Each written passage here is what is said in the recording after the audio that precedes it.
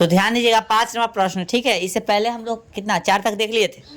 5 number देखिए कह रहा है डी ई और कथी एफ क्रमशः त्रिभुज एबीसी की भुजा बीसी सी और कथी एबी के मध्य बिंदु है। दर्शाइए कि बी डी ई एफ एक समांतर चतुर्भुज है। दूसरा में बोल रहा है कि area of D E F बराबर होगा कथी 1/4 कथी के त्रिभुज एबीसी के।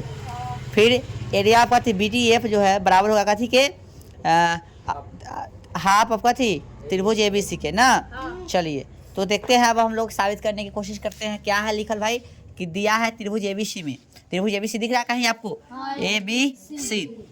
डी ई और कथी एफ क्रमशः भुजा बी सी सी और कथी ए बी के मध्य बिंदु है, ठीक है। ये जो है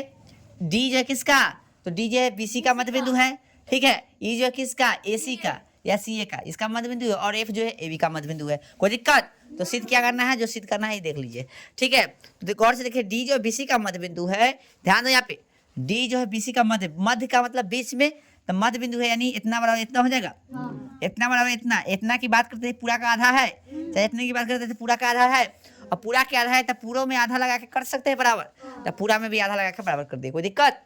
चलिए अब यहाँ पे देखिएगा, चूंकि ई तथा एफ क्रमशः सी और ए बी का मध्य बिंदु है, ई तथा कथी एफ, ई और एफ सॉरी ई इधर और एफ इसका मध्य बिंदु है, ई इसका मध्य बिंदु है। अब याद कीजिए मध्य बिंदु पर में हम लोग पढ़े थे, याद है सबको,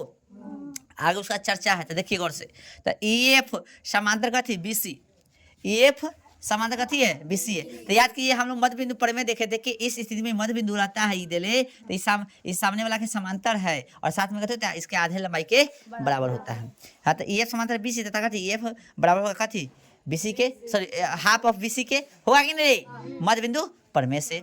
इस 10 के 10 बी सी की जगह बी डी कर दिए हैं, ये बी सी है भाई, इसकी जगह कथी कर दिए हैं,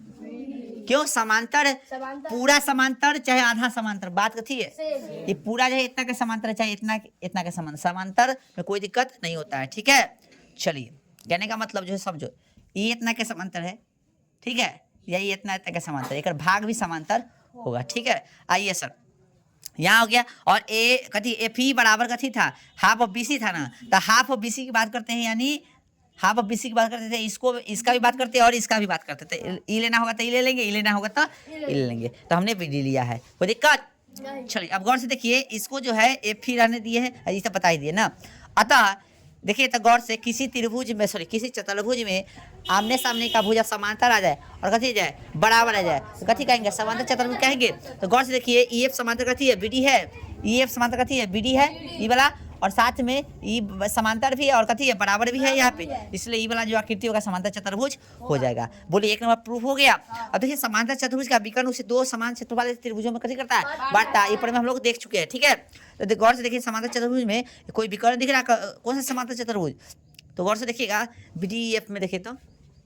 बी डी ई एफ में, तो ई जो है बांट रहा है ना भाई इसको, तो एगो ही त्रिभुज एगो ही त्रिभुज, दोनों का क्षेत्रफल कैसे हो जाएगा बराबर बराबर है, यानी त्रिभुज डी ई एफ दिख रहा है, D E F D E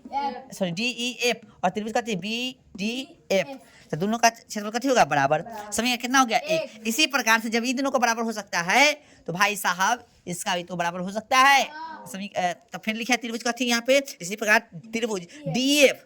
D E F बराबर कथी त्रिभुज डी सी कथी लिखे हैं देखो, तो सी डी ई हो गया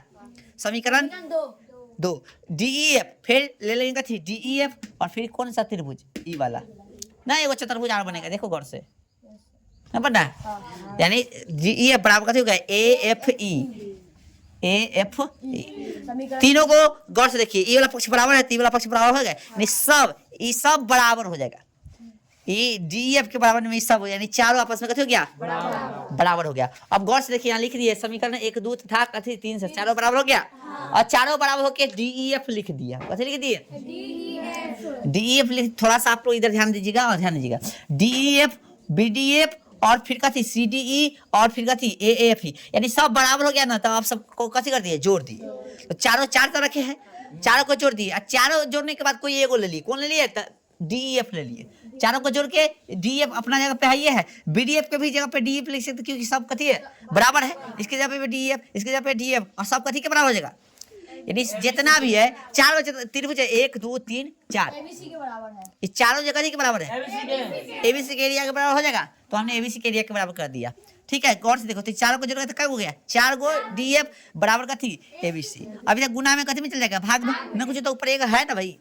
यहाँ गुना में ऊपर है ना एक, हो गया एक प्रूफ। क्या नंबर था प्रूफ, 2 नंबर हो गया। चलिए ये दिख रहा है ना, कैमरा में दिख रहा है ना, ध्यान दो। अब जो है गौर से देखेंगे हम लोग, फिर से ई वाला लाइन उठा लिए, ई वाला लाइन उठा लिए फिर से, देखो गौर से, सेम है। और क्या किए, डीईएफ के जगह पे डीएफ रहने दिए, गौर से देखो है, और बीडीएफ की जगह बीडीएफ है, और भाई साहब सीडीई के जगह पे बीडीएफ कर दिया, बराबर है ना, सब चारों बराबर कर सकते हैं। और फिर एएफई के जगह पे डीएफ कर दे, तो एगो डीएफ एगो डीएफ, क्या गो डीएफ, बीडीएफ 2 गो हो गया यहाँ पे, हाँ बराबर किसके होगा, एबीसी। तो 2 गो बीडीएफ दोनों में, सॉरी 2 गो डीएफ और 2 गो बीडीएफ, दोनों में से 2 कॉमन है, तो यहाँ एरिया आपका थी डीएफ और एरिया आपका थी बीडीएफ, बच गया, बराबर आपका थी एबीसी। फिर यहाँ पे गुणा में कैसे चलेगा, भाग में, और गौर डीईएफ और बीडीएफ, डीईएफ और बीडीएफ, यानी ये को समांतर चतुर्भुज हो गया, इसलिए आप समांतर चतुर्भुज लिख दिए, बीडीएफ बराबरी का थी, समझ में आ गया। हाँ चलिए साबुत बोले, साबित हो गया। चलिए तो आज टाइम भी हो गया, तो आज रहने दीजिए, ठीक है, उठा तो रहो। चलिए तो आज भर रहने दीजिए इसे, ठीक है।